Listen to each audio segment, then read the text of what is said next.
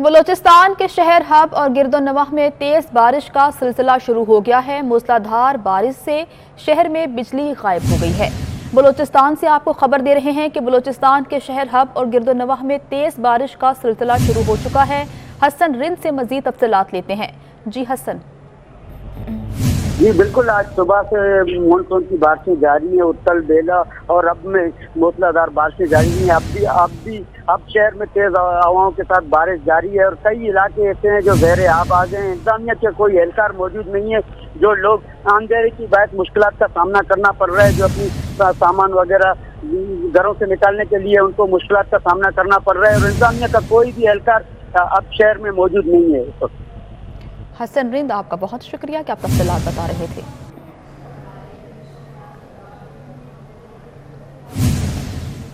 और कराची के मुख्तलिफ इलाकों में एक बार फिर से तेज़ बारिश शुरू हो गई है। डिफेंस, सदर, शारा फैसल और नाजिमाबाद और दीगर इलाकों में बादल बरस पड़े। मानसून का पहला स्पेल 8 जुलाई तक जारी रहने की पेशगोई की गई है।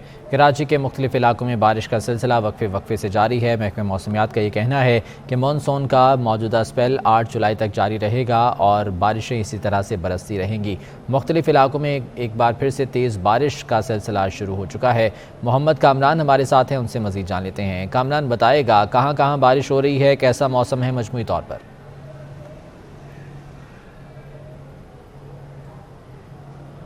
जी हाँ, बिल्कुल, शहर में एक मरतबा फिर तेज़ बारिश का आगाज़ हो चुका है। वक्फे के साथ ये बारिश हो रही है। कराची के मुख्तलिफ इलाकों में इस वक्त ये बारिश का सिलसिला जारी है। सदर, शारा फैसल, नाजिमाबाद, एयरपोर्ट और गुलशन इकबाल समेत कराची के जो मुख्तलिफ इलाके हैं वहाँ पे इस वक्त बारिश हो रही है। बारिश के बाद के जो मनाजिर हैं थोड़े उसमें शुरुआत में शहरी को ज़रूर दिक्कत का सामना करना पड़ता है। कैमरामैन रमीज़ से मैं कहूँगा कि ये सूरत हाल आपको दिखाएं कि बारिश के चंद लम्हे के बाद शहरियों को इस तरह की सूरत हाल का सामना करना पड़ता है। सड़कों में कुछ घंटों के लिए पानी जो है वो खड़ा होता है। लेकिन मुस्बित बात इस दफ़ा ये है कि माजी की निस्बत अगर हम बात करें तो इस मरतबा फौरी तौर पर जो है जो KMC, DMC और दिगर जो बल्दियात के जो इदारे हैं वो मुतहरिक हैं और इस तमाम तर सूरत हाल से निमटने के लिए मुसलसल सड़कों पर मौजूद हैं। एडमिनिस्ट्रेटर कराची और जो सूबाई वज़रा हैं वो ख़ुद भी इस तमाम तर सूरत हाल का जायज़ा लेते हैं। जो मुख्तलिफ इलाके हैं उनका दौरा करने के लिए रात हो या दिन हो वो इस दौरे करने के लिए निकलते हैं और तमाम तर जो सूरत हाल है उसका वो ख़ुद जायज़ा लेते हैं। जहाँ जहाँ से शहरियों की शिकायत मौसूल होती है तो ख़ास तौर पर उन एरियाज़ में फौरी तौर पे जाके उनको एक्शन लिया जाता है और उस तमाम सूरत हाल से शहरियों को उस परेशानी से निकाला जाता है। इस वक्त बारिश होने के बाद हमने देखा कि कराची के मुख्तलिफ इलाकों में जो ख़ास तौर पर ट्रैफिक के हवाले से अगर हम बात करते हैं तो शुरुआत में बारिश के दौरान शहरियों के गाड़ी वाले और जो ख़ास तौर पर बाइक वाले जो शहरी हैं उनको काफ़ी दिक्कत का सामना करना पड़ा। गाड़ियाँ बंद हो जाती हैं, उसके बायस ट्रैफिक का भी थोड़ा सा जो तातुल हमने देखा। लेकिन उसके बाद बारिश के जहाँ पे जैसे कि इस इलाके में हम मौजूद हैं यहाँ पे इस वक्त बारिश रुक चुकी है। अभी पानी इस खड़ा हुआ, लेकिन कुछ घंटों के बाद जो है अमला जो जिस तरह सड़कों पे मुतहरिक है, एडमिनिस्ट्रेटर कराची खुद जिस तरह रात को निकलते हैं और उस तमाम तरह सूरत हाल का वो जायज़ा लेते हैं और ख़ास तौर पे Karachi water and sewerage board के तमाम तर अमला और जो मशीनरी है वो कराची के मुख्तलिफ इलाकों में मुख्तलिफ शाहराहों में इस सफाई के अमल के हवाले से हमें मसरूफ़ नज़र आता है। और अगर हम पुलिस के हवाले से हम बात करते हैं तो इस तेज़ बारिश में भी कराची के मुख्तलिफ शाहराहों में, सिग्नल्स में ट्रैफिक पुलिस वाले ख़ास तौर पर इस तमाम तरह जो अपनी जो फ़राइज़ हैं, जो जिम्मेदारियाँ हैं वो अदा करते हुए नज़र आते हैं। शहरियों की मदद करते हुए नज़र आते हैं। ट्रैफिक की जो जिम्मेदारी है उसके हवाले से ख़ास तौर पर अपनी जिम्मेदारियाँ निभा रहे होते हैं। महकमा मौसमियात का कहना है कि 8 जुलाई तक बारिश का ये जो स्पेल है ये जारी रहेगा, यानी आइंदा 2 रोज़ तक शहरियों को इस सूरत हाल का सामना करना पड़ सकता है। शहरियों के इस हवाले से ख़ास तौर पर अपनी तैयारियाँ कर लेनी चाहिए ताकि उनको किसी किस्म को कोई परेशानी ना हो और गैर ज़रूरी तौर पर घरों से बाहर ना निकले तो उनको इस परेशानी से जो इस वक्त उनको पेश आ रही है उससे वो बच सकेंगे। महकमा मौसमियात का कहना है कि बारिश का ये जो इस वक्त शहर में जो सिलसिला शुरू हुआ है, कहीं तेज़ कहीं हल्के फुल्की बारिश, ये रात भर ये सिलसिला जारी रहेगा और आइंदा 2 रोज़ तक इस तरह ये शहर में, कराची शहर में इस तरह बारिश का ये सिलसिला जारी रह सकता है। बहुत शुक्रिया मोहम्मद कामरान अपडेट करने के लिए। जबकि दूसरी जानब ठट्टा के करीब झंपर के मकाम पर मुतासरा रेलवे लाइन का दूसरा ट्रैक बहाल होने पर खैबर मेल कराची के लिए रवाना हो गई है। दूसरी जानब कराची से रवाना होने वाली ट्रेन ताखीर का शिकार हैं। ट्रेनों के नए शेड्यूल क्या हैं और ताखीर के बायस मुसाफिरों को किन मुश्किलात का सामना है, बात करते हैं कराची कैंट स्टेशन पर मौजूद हमारे नुमाइंदे जावेद कायम खानी से। जी जावेद।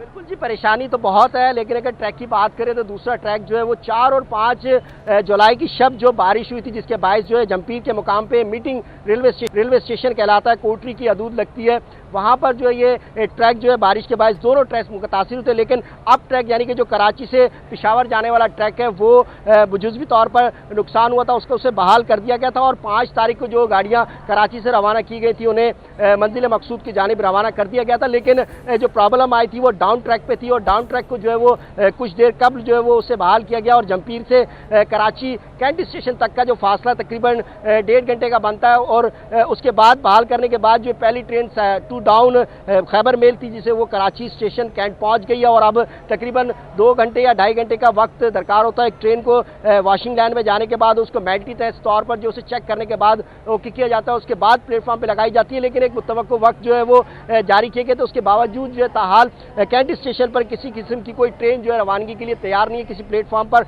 नहीं लगाई गई है। सबसे पहली ट्रेन जो है वो 12 बजे सुबह 7 बजे रवाना होती है, अवाम एक्सप्रेस उससे मुतवक्का वक्त जारी किया गया था और 12:15 बजे जो है 6 बजे सुबह जाने वाली ट्रेन जो है ताखिर के बाद शाम रात को 12:15 का वक्त मुतय्यन किया गया था। उसके मुतवक्को वक्त के बावजूद जो है वो ताहाल कोई ट्रेन जारी, यहाँ पर परेशानी का आलम है। शहरियों से आपकी बात करके उन्हीं से उनकी ज़बानी सुनवाते हैं। मुझे बताएं क्या परेशानी है, यहाँ पर बैठने का इंतजाम कैसा है, बच्चों के साथ हैं, पीने के लिए पानी नहीं है, गर्मी है, बारिश है, तमाम परेशानियों का सामना।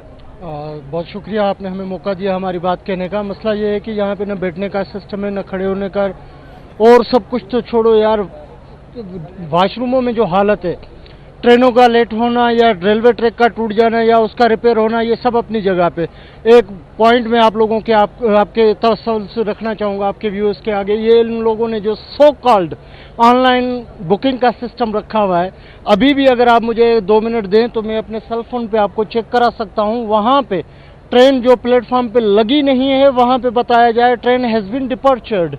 जो ट्रेन लगी नहीं वो गुजर कैसे गई? और एक परेशानियां जो है वो अपनी जगह है और ट्रेनें जो है वो ताखिर से रवानी मुतवक्के वक्त अगर अपने नाज़रीन को बताना चाहें तो सबसे पहले जो है वो अवाम एक्सप्रेस को 12 बजे वक़रर किया था, लेकिन अब तक जो है वो भी नहीं लगी है। यकीनी तौर पर जो है मजीद कुछ वक्त ज़रूर लगेगा। उसके बाद बौलान जो है वो 12:30 बजे और इसके साथ फरीद एक्सप्रेस को 1:30 बजे मुतवक्के वक्त जो है कराची कैंट स्टेशन से रवाना होगी। खैबर मेल 2:30 पर जो भी खैबर मेल पहुंची है कराची, उससे तकरीबन 2 से 2.5 घंटे के बाद दोबारा रवाना किया जाएगा। ज़िक्रिया एक्सप्रेस, सखर एक्सप्रेस जो है वो 3 बजे और 4:15 बजे और उसके बाद जो है वो तमाम ट्रेनों को 15 मिनट के वक्फे के बाद जो है ये शेड्यूल जारी किया गया है। मुतवक्के तौर पर सुबह 7 से 7:30 बजे तक तमाम ट्रेनों को जो है वो रवाना कर दिया जाएगा, लेकिन किसी भी ट्रेन को जो है वो आज मनसूख नहीं किया गया। तमाम ट्रेनों को जो है ईद की मुनासबत की वजह से जो है वो यहाँ से रवाना की जाएंगी, ताखिर से रवाना की जाएंगी और शेड्यूल को जो है वो नॉर्मल लाने पर जो है वो काम किया जा रहा है। जबकि डीएस रेलवे खुद उस मकाम पर मौजूद है जंपीर पर जहाँ पर यह हादसा पेश आया था। उसके बाद डीसीओ रेलवे इसाक बलोच कराची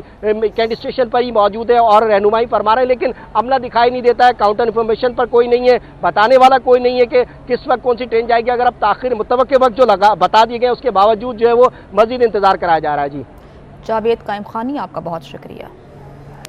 कराची में बारिश से निपटने के लिए रेस्क्यू इदारे मुतहर्रिक हो गए हैं। बारिश के पेश नज़र ईदी की बहरी खदमात की टीम तैयार हो गई है। हमारे नुमाइंदे शाहजेब हुसैन इस वक्त टावर पर कायम मरकज़ में मौजूद हैं, उनसे मज़ीद जान लेते हैं। शाहजेब बताएगा क्या इक़दाम किए जा रहे हैं? बिल्कुल, देखिए शहर कायद में हालिया बारिशों की सूरत हाल से निपटने के लिए रेस्क्यू इदारे भी जो है मुतहर्रिक नज़र आ रहे हैं। मेरे कैमरामैन ज़िशान आप दिखाएं तो मेरे कब में आपको एदी बहरी खदमात की पूरी जो एक मोबाइल वैन है वो नज़र आ रही होगी, जिसमें एक कश्ती भी मौजूद है। इसी तरीके से दीगर गाड़ियाँ ऐसी बनाई गई हैं जिसमें 6 बंदों का अमला मौजूद होता है, जिसमें 2 गोताखोर, एक ड्राइवर, एक डॉक्टर और उनके साथ 2 हेल्पर मौजूद होते हैं, जो कि इस एदी बहरी खदमाती जो टीम है उसमें इस रेस्क्यू ऑपरेशन में हिस्सा लेते हैं। अगर किसी शहरी को परेशानी होती है तो ये एदी बहरी खदमाती जो टीम है वो उस जाए वक़ुआ पर पहुँचती हैं और लोगों को जो शाहजेब, आपका बहुत शुक्रिया। एडमिनिस्ट्रेटर कराची मुर्तजा वहाब ने कहा कि पीपल्स पार्टी सिर्फ वादा या ऐलान नहीं करती बल्कि वादों को वफा करने पर यकीन रखती है। कराची में गुज़श्ता 6-7 माह के दौरान मुकम्मल होने वाले मंसूबे इस हकीकत का सबूत हैं। तफसीलात मोहम्मद कामरान की इस रिपोर्ट में देखिए। आपको बता रहे हैं कि मुर्तजा वहाब का कहना था कि पाकिस्तान पीपल्स पार्टी सिर्फ वादा या ऐलान नहीं करती बल्कि वादों को वफा करने पर यकीन रखती है। कराची में गुज़श्ता 6-7 माह के दौरान मुकम्मल होने वाले मंसूबे इस हकीकत का सबूत हैं।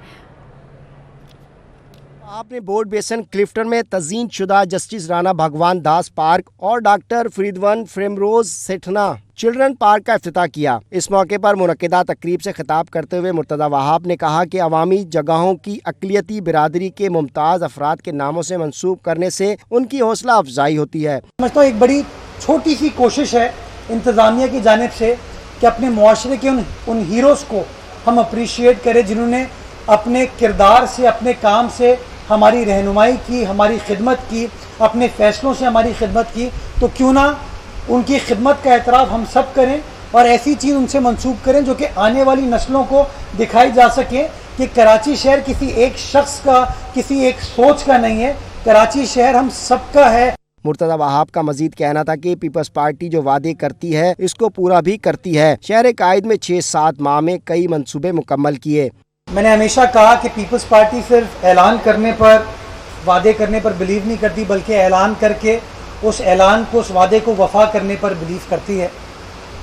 पाकिस्तान पीपल्स पार्टी की सिंध हुकूमत ने पिछले 6-7 माह में इनका आगाज़ किया और कमिटमेंट थी कि इंशाअल्लाह वज़ीर आला साहब की हिदायत थी, चेयरमैन पीपल्स पार्टी की हिदायत थी कि इसी साल इस काम को मुकम्मल करना है। मुर्तज़ा वहाब का कहना था कि कराची नेबरहुड प्रोजेक्ट फेज़ 2 में शांत सर्किल से बोर्ड बेसन पूरे इलाके की अपग्रेडेशन और बिलावल चौरंगी तक पेडिस्टेरियन डेवलपमेंट शामिल है। इफ्तिताही तकरीब में रुकन सूबाई assembly Sadia Javed, municipal commissioner KMC Afzal Zaidi, project director Karachi neighbourhood improvement project Nazir Memon और दीगर भी मौजूद थे।